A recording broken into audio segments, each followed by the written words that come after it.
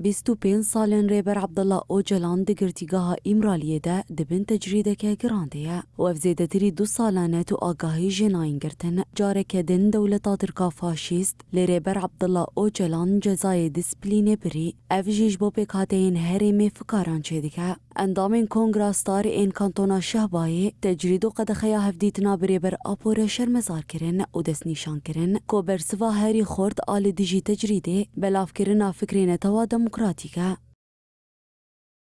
Malbetê wê vê parezerên wê ziyaret bikin, zanin fikra seroketî ji bo netewa demokrat pir ne ji bo maslahetê vê dewletên netewî ye, ne maslahetê dewletên vê bi navê resmeliyetê deng dikine. Ji bo vê em jî ti care seroketî xwe bîr nakin wek gelê me Kurd û hemî netew zata bi navê netew demokratîk hemî netew hemîz dike. Em dibên em ti cara seroketî xwe bîr nakin, em ê di dilê xwe de biçînin û li ser fikra wî bimeşin. Herûha endamên Kongra Starê tekez kirin ku lê Îmraliyê mafê girtiyan têbin pêkirin.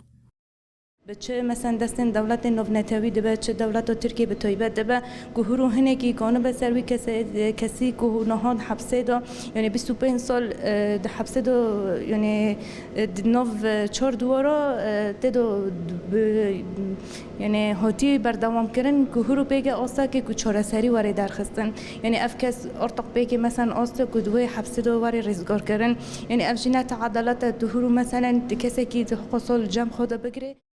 لهمبرî girankerina tecrîdê û qedexekirina hevdîtina bi rêber Abdullah Öcalan re li seranserî herêmê û Kurdistanê çalakiyên şermezarkirinê tên eldarxistin. Gel di çalakiyên xwe de tekez dike ku ew ê bi bilindkirina asta têkoşînê azadiya rêber Apo misoger bikin.